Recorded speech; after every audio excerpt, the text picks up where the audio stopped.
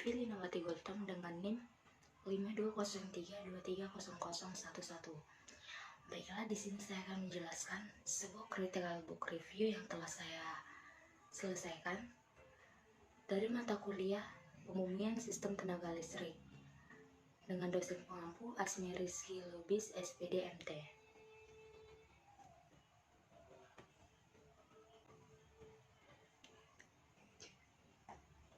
Selanjutnya, identitas buku, di mana buku yang saya ambil untuk saya review dengan judul Grounding and Shielding Technique atau Teknik Pemurnian dan Pelindung, dengan penulis Ralph Morrison, penerbit Wiley, tahun terbit 2018, jumlah halaman 320 halaman, nomor ISBN 978 111948 1518.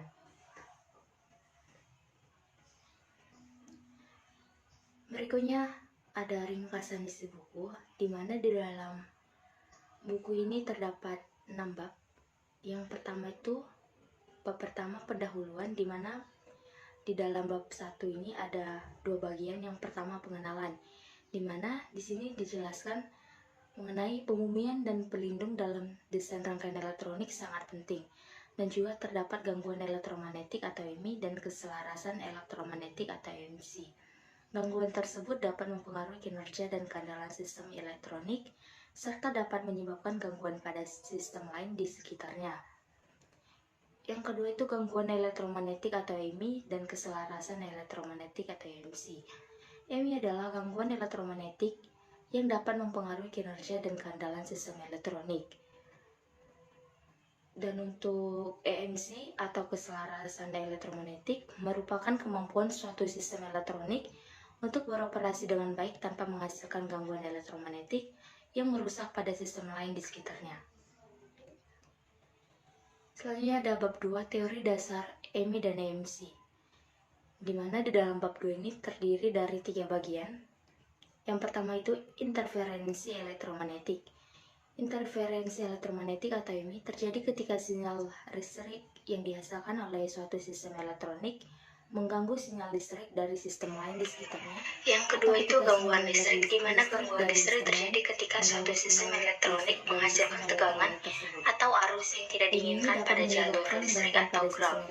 Gangguan listrik dapat disebabkan oleh berbagai faktor, seperti perubahan arus listrik yang tiba-tiba, tegangan transien, dan harmonik. Yang ketiga itu noise. Noise ini adalah sinyal listrik yang tidak diinginkan pada suatu sistem elektronik. Noise ini dapat disebabkan oleh berbagai faktor seperti sumber listrik yang tidak stabil, filter clock, dan noise thermal.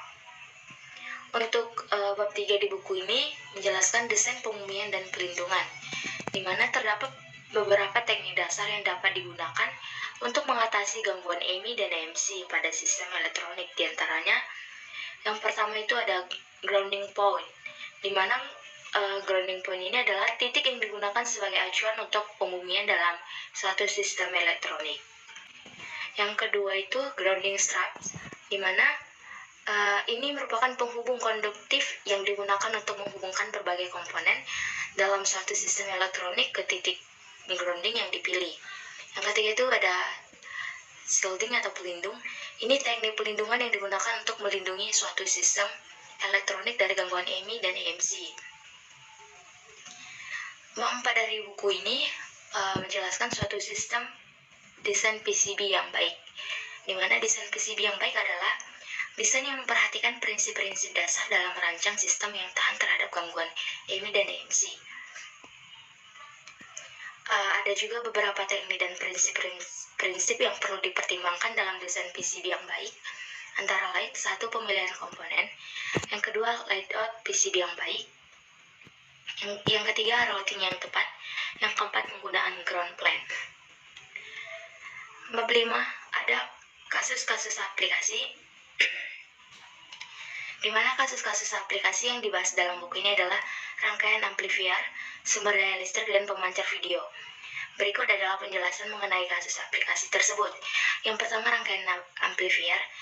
Pada rangkaian amplifier, gangguan EMI dan EMC dapat terjadi pada beberapa komponen sensitif, seperti transistor, resistor, dan kapasitor. Yang kedua itu sumber daya listrik, di mana pada sumber daya listrik gangguan EMI dan EMC dapat terjadi akibat gangguan dari jalur listrik atau dari lingkungan sekitar. Selanjutnya, pemancar radio.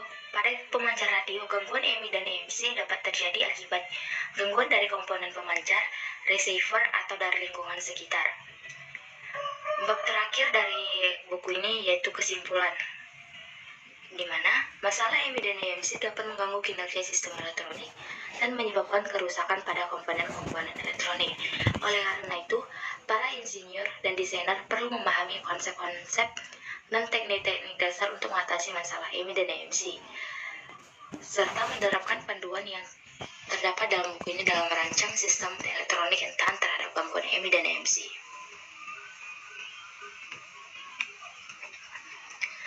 Berikutnya ada pembahasan di mana yang saya dapat setelah saya mereview buku ini. Di dalam buku ini membahas tentang teknik pemurnian dan pelindungan untuk mengurangi gangguan elektromagnetik atau EMI dan gangguan keselarasan elektromagnetik atau EMC. Buku ini terdiri dari 6 bab yang membahas teknik pemurnian dan pelindungan. Setelah saya mereview buku ini, ada terdapat kelebihan buku dan kekurangan buku. Yang pertama itu ada kelebihan. Kelebihan dari buku ini adalah buku ini menyajikan informasi yang sangat mendalam dan lengkap tentang konsep dan teknik-teknik yang diperlukan untuk mengatasi masalah EMI dan EMC pada sistem elektronik, penulisan dan bahasa mudah dipahami, serta buku ini menyediakan beberapa referensi yang berguna bagi para pembaca, dan juga terdapat beberapa kasus aplikasi yang disajikan dan berguna untuk memberikan panduan dalam merancang sistem elektronik yang tahan terhadap gangguan EMI dan EMC. Yang kedua itu kekurangan buku. Kekurangan buku ini adalah buku ini terlalu teknis, di mana beberapa bagian di dalamnya dapat sulit dipahami bagi pembaca yang tidak memiliki latar belakang teknis yang kuat, dan juga kurangnya ilustrasi yang memadai untuk membantu para pembaca memahami konsep-konsep yang dijelaskan, serta buku ini hanya membahas tentang masalah EMI dan EMC dan teknik-teknik yang diperlukan dan tidak membahas topik lain yang mungkin juga penting dalam merancang sistem elektronik. Selanjutnya itu penutup. Berdasarkan review yang telah dilakukan, dapat disimpulkan bahwa buku Grounding and Shielding Technique merupakan sumber referensi yang berguna untuk para insinyur dan desainer dalam merancang sistem elektronik yang tahan terhadap gangguan EMI dan EMC. Buku ini memberikan pemahaman yang baik tentang teori dasar EMI dan EMC serta teknik-teknik yang digunakan untuk mengatasi masalah tersebut. Setelah saya mereview buku ini, ada beberapa saran yang dapat saya berikan, di mana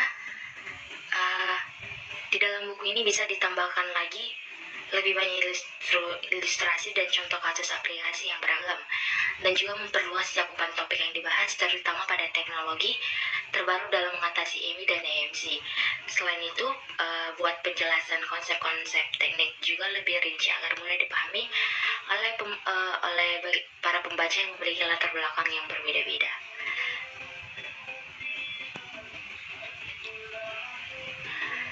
Cukup sekian hasil penjelasan tentang critical book review yang telah saya sampaikan. Jika ada kesalahan dalam penyampaian kata, saya mohon maaf. Saya ucapkan terima kasih dan selamat pagi.